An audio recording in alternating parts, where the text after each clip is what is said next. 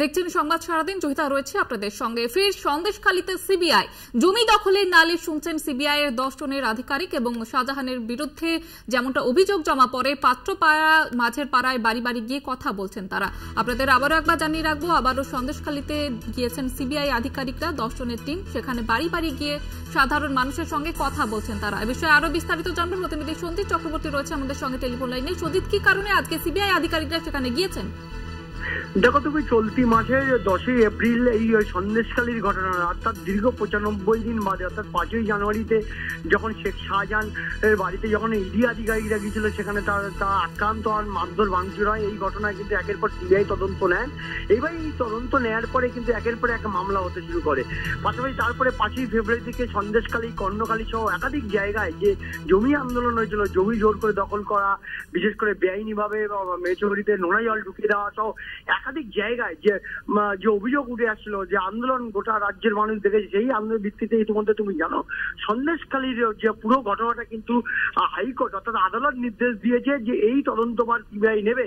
অর্থাৎ সন্দেশখালী যে বিধানসভা রয়েছে, অর্থাৎ 2টি ব্লক, 1 নম্বর এবং 2 নম্বর ব্লকের যত অভাব অভিযোগ, ইতিমধ্যে সিবিআই প্রতিনিধি দল এই চলতি মাসে 16ই এপ্রিল বসিরহাট পুলিশ জেলার পুলিশ সুপার হোসেন মেহেদি রহমান তার কাছে তথ্য যে পাঠায়, অর্থাৎ সেখানে নেয়ার থানার পুলিশ আধিকারিকের কাছে যে তারা তথ্য চায়। এই কারণে এই সন্দেশখালী 5ই ফেব্রুয়ারির পরে যেভাবে আন্দোলন সংগঠিত হয়েছিল, সেখানে পুলিশ অর্থাৎ সন্দেশখালীতে 10টি অভিযোগ কেন্দ্র খুলেছিল, সেখানে প্রচুর পরিমাণে অভাব অভিযোগ জমা পড়েছিল, জমি দখল থেকে শুরু করে একাধিক অভিযোগ জমা পড়েছিল। সেই অভিযোগের তথ্য চেয়ে পেয়েছিল সিবিআই। সেই নেয়ার পরে আজকে এই প্রথম, অর্থাৎ আদালতের নির্দেশে সন্দেশখালীতে এই তদন্তভার নেওয়ার পরে এই প্রথম সিবিআই 10 জনের আধিকারিক আজকে সন্দেশখালী দামাখালী হয়ে তারা সন্দেশখালী গ্রাম পঞ্চায়েতের সুন্দরখালী, কর্ণখালী, মাঝের পাড়া, পাত্রপাড়া সহ একাধিক এলাকায় গিয়ে গ্রামবাসীদের সঙ্গে কথা বলে তারা যে অভিযোগ করেছিল, অর্থাৎ সিবিআই একদিকে যে পুলিশের কাছে অভিযোগ কেন্দ্র করেছিল, সেই তথ্য যখন সিবিআই হস্তান্তর করে, তারপরে সিবিআই নিজস্ব পোর্টাল খোলা হয়েছিল। সেই পোর্টালে সেই অভিযোগের ভিত্তিটা কতটা সত্যতা আছে সেটা যাচাই করতে, অর্থাৎ তদন্ত সত্যতা যাচাই করতেই কিন্তু আজকে আজ সকালে হাজির হয়ে গেছে না গ্রামের মানুষ যারা অভিযোগ করেছিলেন তাদের অভিযোগের নথিপত্র দেখছেন।